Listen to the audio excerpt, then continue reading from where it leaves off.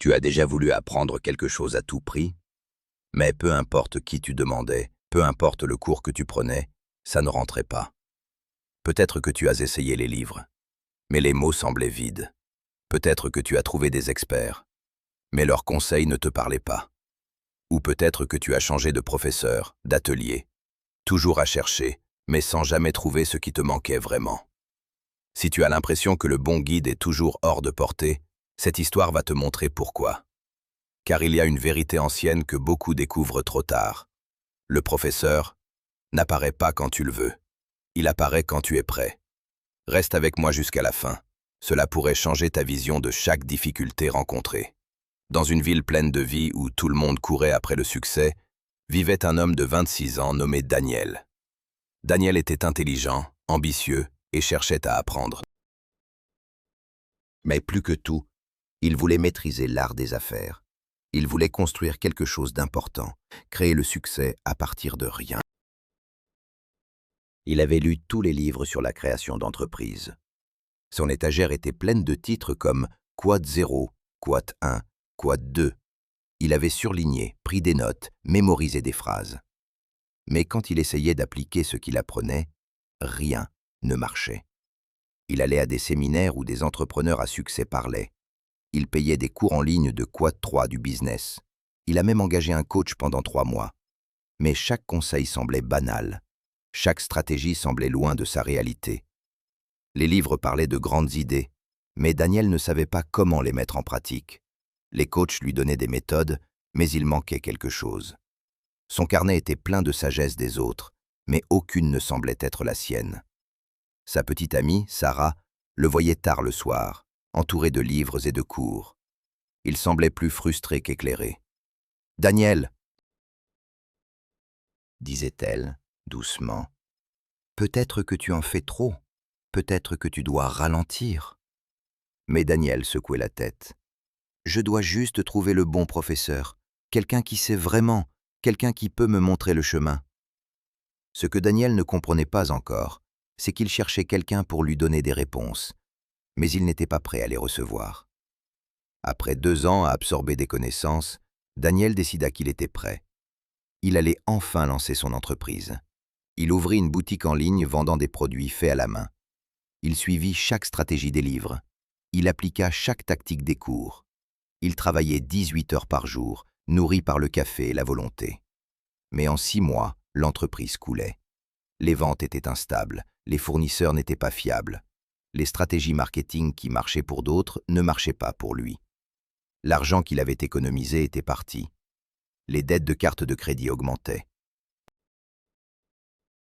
Par une froide soirée de novembre, Daniel était assis dans son petit appartement. Il regardait la pile de livres de business qui lui avait promis le succès. L'écran de son ordinateur brillait avec les chiffres de ses magasins en échec. 12 visiteurs aujourd'hui, 0 vente.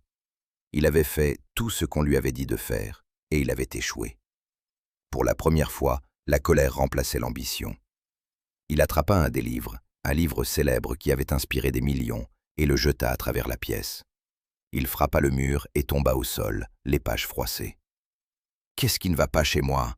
cria-t-il à la pièce vide. « J'ai tout lu, j'ai tout appris, pourquoi ça ne marche pas ?» Sarah le trouva cette nuit-là, assis par terre, la tête dans les mains, entouré des livres qu'il adorait autrefois. « Quoi de neuf ?» dit-il, en chuchotant. « Quoi de 10 ?» Elle s'assit à côté de lui en silence, ne sachant pas quoi dire, car elle voyait quelque chose que Daniel ne voyait pas. Il cherchait des réponses à l'extérieur quand le vrai problème était à l'intérieur. Le lendemain matin, Daniel prit une décision. Il ferma l'entreprise, rendit ce qu'il pouvait vendre, accepta la perte. Mais surtout, il arrêta de chercher. Il arrêta d'acheter des cours, arrêta d'aller à des séminaires, arrêta de lire de nouveaux livres de business. Il était trop fatigué pour essayer encore, trop brisé pour faire semblant d'avoir les réponses. Et dans cet abandon épuisant, quelque chose changea.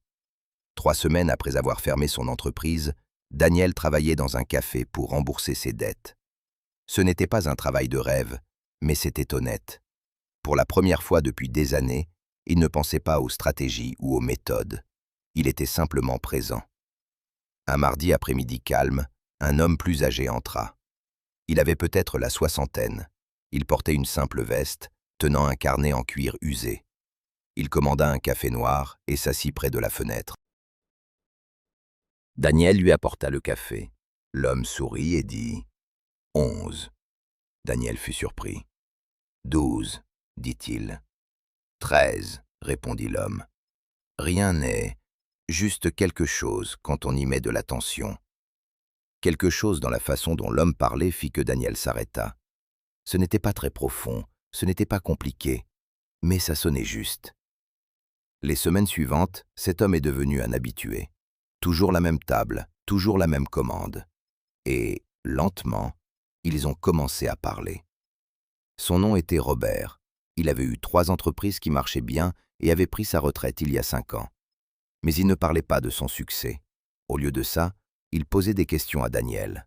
« Pourquoi voulais-tu créer une entreprise ?» a demandé Robert un jour. Daniel a commencé avec les réponses habituelles. Pour réussir, pour gagner de l'argent, pour être libre. Robert a hoché la tête mais n'a rien dit.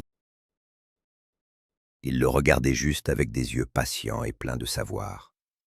Daniel s'est senti mal à l'aise sous ce regard. Alors, il a réessayé, allant plus loin. Je voulais prouver que j'étais intelligent, que je n'étais pas banal, que je pouvais construire quelque chose d'important. Ah, a dit Robert doucement. Alors, ce n'était jamais à propos de l'entreprise, c'était à propos de toi. Le lendemain, Robert a apporté 2 plantes dans de petits pots. Il les a posées sur la table entre eux. « Regarde ça », a-t-il dit. L'une des plantes était riche et verte, l'autre luttait, ses feuilles jaunissant. « Quelle est la différence ?» a demandé Robert. Daniel les a examinées. « La plante est saine a une meilleure terre, plus d'eau. »« Regarde de plus près », a encouragé Robert.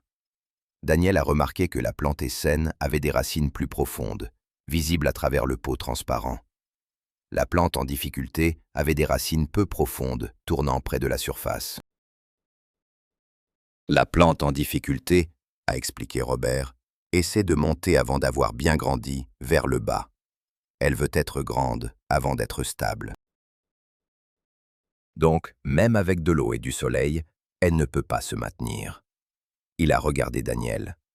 23. Daniel a senti quelque chose se briser en lui. Pas douloureusement, mais comme la glace qui se fissure au printemps. 24. A continué Robert. 25. Robert s'est penché en arrière. L'élève qui est prêt ne cherche pas un professeur. L'élève qui est prêt devient prêt à apprendre de tout. Le professeur n'apparaît pas de l'extérieur. Le professeur a toujours été là. Tu ne pouvais juste pas encore le voir. Daniel, sais-tu pourquoi je te parle maintenant ? Daniel a secoué la tête. Parce que pour la première fois, depuis que je t'ai rencontré, tu ne joues pas un rôle. Tu n'essaies pas de m'impressionner avec ce que tu sais. Tu ne me demandes pas le secret du succès. Tu es juste là, présent, honnête sur ce que tu ne sais pas. Il a souri. C'est ça la préparation, pas la confiance, pas le savoir. La préparation, c'est l'humilité.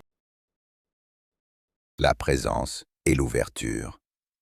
Quand tu as arrêté de courir après les professeurs, tu es devenu prêt à apprendre. Après cette conversation, quelque chose a changé chez Daniel. Pas de façon dramatique. Il n'y a pas eu d'illumination instantanée, mais subtilement, comme des yeux s'adaptant à la lumière. Il a cessé de voir son travail au café comme un échec temporaire. Au lieu de ça, il a commencé à faire attention. Il a remarqué comment certains clients se pressaient, distraits et stressés. D'autres venaient lentement, délibérément, savourant le moment.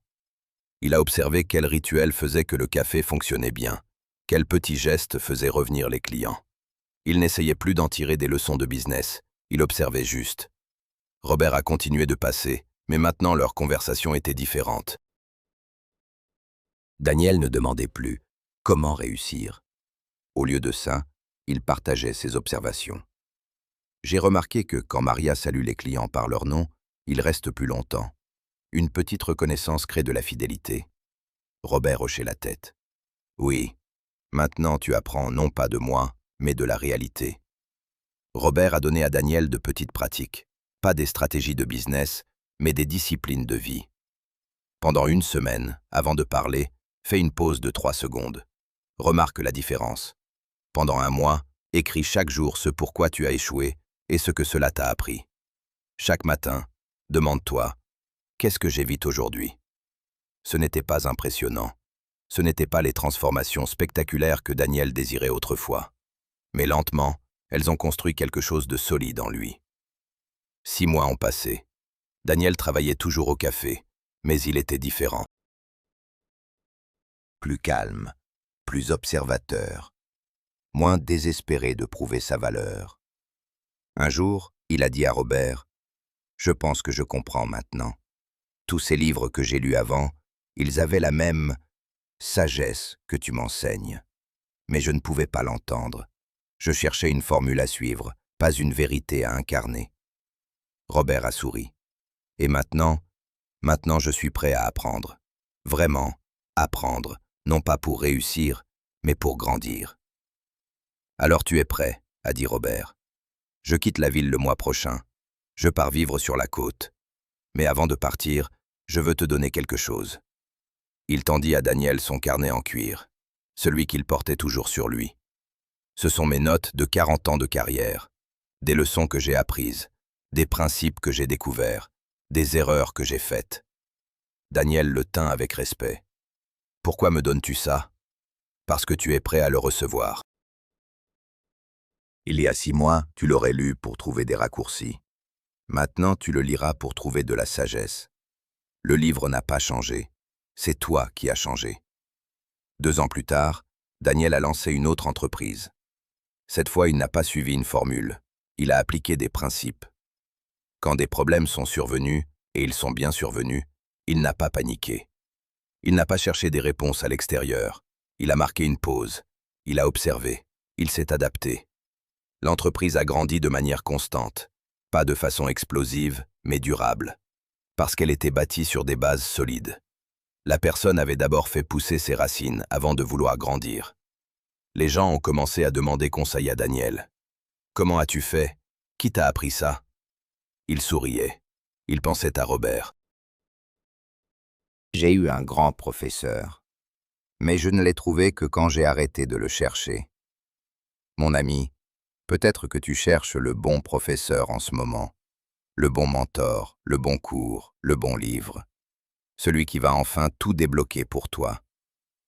Mais voici ce que Daniel a appris, et ce que je veux que tu comprennes. Le professeur n'apparaît pas quand tu le désires désespérément. Il apparaît quand tu es prêt à le recevoir. Et être prêt, ce n'est pas avoir assez de connaissances, c'est avoir assez d'humilité, assez de présence, assez d'honnêteté envers toi-même. Premièrement, chaque professeur que tu as rencontré avait quelque chose à t'apprendre. Si tu n'as pas appris, ce n'est pas parce qu'il a échoué, c'est parce que tu n'étais pas encore prêt. Et ce n'est pas grave. Deuxièmement, être prêt veut dire que tu arrêtes de jouer un rôle. Tu arrêtes d'essayer d'impressionner. Tu arrêtes de courir après le prochain secret. Tu deviens présent là où tu es, honnête sur ce que tu ne sais pas. Troisièmement, quand tu es vraiment prêt, les professeurs sont partout, dans des livres que tu as déjà lus, dans des expériences que tu vis en ce moment, dans des erreurs que tu évites. La sagesse a toujours été là. Tu ne pouvais juste pas la voir encore. Alors, si tu cherches des conseils maintenant, essaie ceci. Arrête de consommer pendant 1 semaine. Pas de nouveaux livres, pas de nouveaux cours, pas de nouveaux podcasts. Au lieu de cela, assieds-toi avec ce que tu sais déjà. Écris dans un carnet sur cette question. Qu'est-ce que j'évite en cherchant sans cesse de nouvelles connaissances? Sois brutalement honnête. La réponse te montrera ce que tu dois faire pour être prêt. Car voici la belle vérité. Tu n'as pas besoin de trouver le professeur parfait. Tu as besoin de devenir l'élève parfait. Et l'élève parfait est simplement quelqu'un qui est prêt, humble, présent et ouvert. Si cette histoire t'a aidé à voir quelque chose que tu devais voir, partage-la avec quelqu'un qui cherche encore. Parce que parfois, le bon message au bon moment peut tout changer. Jusqu'à notre prochaine rencontre, souviens-toi. Arrête de chercher à l'extérieur. Commence à grandir à l'intérieur. Le professeur apparaîtra quand tu seras prêt. Et tu es plus proche d'être prêt que tu ne le penses.